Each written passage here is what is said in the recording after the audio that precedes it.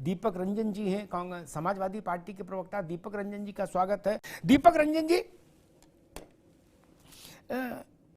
अब मैं बोलूं? जी जी जी अमिताभ भाई, ठीक है, वो अपने पार्टी के प्रदेश अध्यक्ष है, वे नए नए प्रदेश अध्यक्ष बने, मैं उनको बधाई भी देना चाहता हूं आपके चैनल के माध्यम से। देखिए अमिताभ भाई, हमारे राष्ट्रीय अध्यक्ष आदरणीय श्री अखिलेश यादव जी ने शुरू से ये बात कही।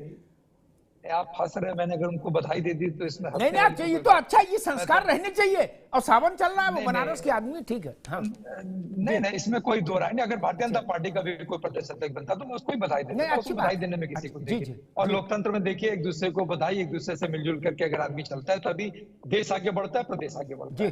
तो अमिताभ भाई, ये उनकी पार्टी और हमारे राष्ट्रीय अध्यक्ष आदरणीय श्री शिवपाल सिंह यादव जी ने लगातार कहा है कि कांग्रेस पार्टी, ठीक है, कांग्रेस की संख्या ज्यादा है, कांग्रेस पार्टी बड़ी पार्टी है, कांग्रेस की केंद्र में सरकार रही है, प्रदेश में कई राज्यों में सरकार है, और कांग्रेस पार्टी को इसमें बड़ा दल दिखाते हुए, क्योंकि देखिए ऐसा है कि उत्तर प्रदेश में समाजवादी पार्टी एक ऐसी पार्टी है जो भारतीय जनता पार्टी से हर मोर्चे पर लड़ती दिख रही है। आज की तारीख में समाजवादी पार्टी विपक्ष नेता प्रतिपक्ष आदरणीय श्री अखिलेश यादव जी हैं, और विपक्ष की सबसे बड़ी पार्टी कांग्रेस पार्टी है। तो अखिलेश यादव जी ने, और इन सब चीजों में देखिए, मैं अधिकृत नहीं हूं कि कितनी सीटें शेयरिंग होंगी, कितनी सीट इसमें दी जाएगी, कितनी सीट किसको मिलेगी, किसकी सीट कितनी किसको कितनी सीट नहीं मिलेगी। लेकिन ये जरूर है कि उत्तर प्रदेश का रास्ता जो है वो, सॉरी, केंद्र का रास्ता जो है उत्तर प्रदेश से होकर के जाता है, और उत्तर प्रदेश में समाजवादी पार्टी सबसे बड़ी पार्टी है।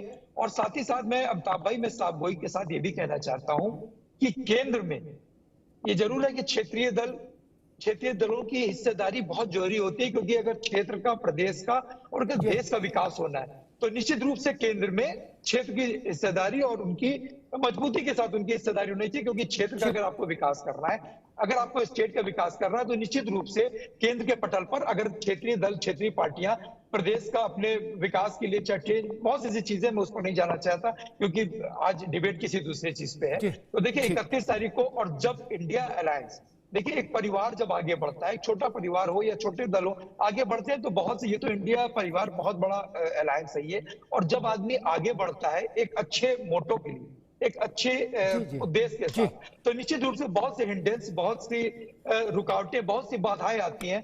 तो उन सब सारी रुकावटें, सारे हिंडेंस को पार करते हुए, ठीक है दीपक बाबू, अभी मैं एक एक करके आपके सवाल को जवाब देता हूँ। देखिए आदरणीय अखिलेश यादव, जिस टाइम कर्नाटक में शपथ ग्रहण था, उस टाइम आदरणीय से अखिलेश यादव जी की ताई जी का देहांत हो गया था। ये आप भी जानते होंगे, मैं भी जानता हूँ। गए क्यों नहीं भाई, ताई जी का देहांत हो जाएगा, ये प्रशांत पटेल कैसे जान जाएंगे 6 दिन पहले? ये कोई पायलट बाबा है? यही तो मैं पूछ रहा हूँ।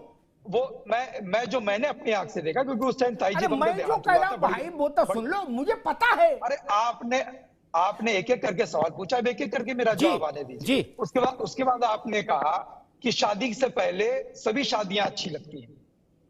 आपने कहा ना कि शादी से पहले सब कुछ अच्छा लगता है, तो शादी करना आपके हिसाब से आदमी छोड़ दे। कहीं आपका इशारा मोदी जी की तरफ तो नहीं कि शादी के पहले सब अच्छा लगता है, शादी के बाद सब खराब हो गया?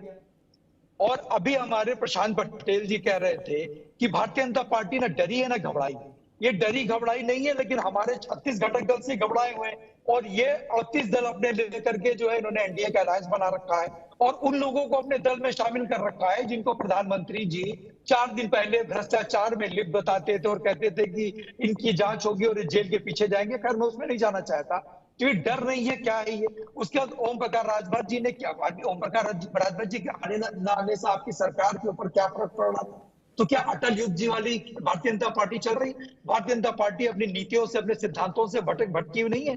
ये तरफ कह रहे डर नहीं है, दूसरी तरफ ये कहते थे कि मोदी है तो मुमकिन, हम तो सिर्फ मोदी के चेहरे पर लड़ेंगे। और तो निकालते कि ऐसे लोगों को जो अनर्गल बयानबाजी कर रहे हैं, जाति सूचक शब्दों का इस्तेमाल कर रहे हैं, ऐसे लोग आप निकाल क्यों नहीं फेंकते वहां पर? अभी हमारे, देखिए मैं एक छोटी सी बात में बताना चाहता हूँ, चूंकि उस संदर्भ से रिलेटेड है ये। अमिताभ भाई, घोसी चुनाव चल रहा है, हालांकि घोसी कई टॉपिक नहीं है, लेकिन बाई इलेक्शन घोसी का चल रहा है। वहां पे ओम प्रकाश राजभर जी, जो अपने पार्टी के राष्ट्रीय अध्यक्ष, वो कहते हैं कि मैं जानता हूं कि यहाँ पर दारा सिंह चौहान ने कोई काम नहीं किया, लेकिन मैं एनडीए के लिए आया हूं। तो ऐसे लोगों के ऊपर कार्रवाई क्यों नहीं कर रहे? क्या उनके 6 विधायकों से इनका कोई बनने बिगड़ने वाला है? ठीक है, ये कहते हैं बिल्कुल करें, बिल्कुल करनी। ठीक है, सिर्फ एक बात, ओनली वन, सिर्फ 1 मिनट लूंगा। फिर दूसरी तरफ पे कहते हैं मुख्तार अंसारी साहब के लड़के जो है वो इनके, उनको बाहर करके इन्होंने क्यों उनको अपने घटक में शामिल किया? तो क्या अटल युग वाली भारतीय जनता पार्टी अब रह गई है? तो इस चीज को क्यों नहीं मानते हैं? ठीक है दीपक जी, रुक जाओ। दिसंबर में जिन्हें भ्रष्ट बताओगे, जनवरी में कहोगे साधु हैं, दीपक जी? नहीं, अमिताभ भाई, यूपी में ये मामला ठीक है, उत्तराखंड में कांग्रेस और सपा आमने सामने। ये सवाल आपने, चलिए कब आगे क्या होगा क्या नहीं होगा, लेकिन अभी वर्तमान का जीता जागता उदाहरण हिंदुस्तान के सबसे बड़े पद पे बैठे प्रधानमंत्री नरेंद्र मोदी जी से क्या आपने सवाल पूछने का काम किया था कि 4 दिन पहले तुम्हारे लिए अजीत पवार सबसे बड़े भ्रष्ट थे, 4 दिन बाद तुमने उनको डिप्टी सीएम कैसे बना दिया? 4 दिन पहले तुम्हारे लिए छगन भुजबल सबसे भ्रष्ट थे, आज तुमने उनको अपने महामंत्री कैसे बना दिया? तो ये सब शायद सिद्धरमैया के, बाकी जो हेमंत बिस्वा शर्मा के लिए आपने सिद्धरमैया का भी ठीक पूछ रहे हैं, मैं समझ गया कांग्रेस के लिए क्या समस्या है। नहीं, जैसे आप हमको अधीर रंजन बता दे रहे थे उसी तरीके से हो जाता है। और प्रशांत भाई, हमको लग रहा है कि विपक्ष को किसकी कितनी सीटें मिलेंगी, कौन आएगा कौन नहीं आएगा, इन्हीं सभी लोग इसी में उलझे रहे और हम लोग बहुत आगे निकल चुके हैं और 31 तारीख को बहुत सी चीजें फाइनलाइज हो जाएंगी। उसके नेक्स्ट बैठक में सारी चीजें आप लोगों को क्लियर कर दी जाएंगी। ठीक, आगे क्या होगा क्या नहीं होगा फिर उस पर डिबेट होगी, डिबेट होगी, रोज होगी। ठीक है अधीर भैया, रुको, दीपक बाबू, अच्छा रोज होगी बस के त्रिपाठी जी, अधीर भैया, ठीक है त्रिपाठी जी, दीपक ने कहा कि हम लोग बहुत आगे निकल चुके हैं। अब मैं बताता हूँ अमिताभ भाई, आपने नॉक करने की बात कही तो मैं समझता हूँ कि भारतीय जनता पार्टी विगत कई महीनों से उनको नॉक कर रही है। नॉक करना दूध, उनके वहां एकदम बिल्कुल माथा टेके हुए।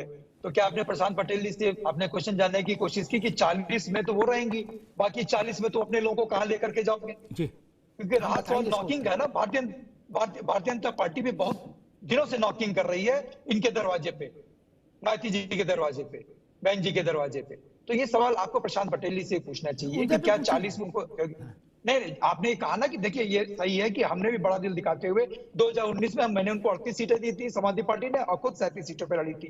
तो आपने कहा ना कि 40 में बहन जी कभी समझौता नहीं करेंगे, उनकी कुर्सी बड़ी रहेगी और उसके बाद बड़े बड़े नेताओं की कुर्सी उनसे छोटी लगती है क्योंकि उनका राजनीतिक इतिहास रहा उनको से। लेकिन आपने, जैसे आपके सूत्र ने आपने कहा ना आपकी जानकारी, इसी तरीके से मेरी जानकारी में है कि भारतीय जनता पार्टी भी बिल्कुल माथा टेके हुए वहां, नॉक करना तो दूर, ठीक है माथा टेके हुए। अब मैं एक उत्तर दूं इसका।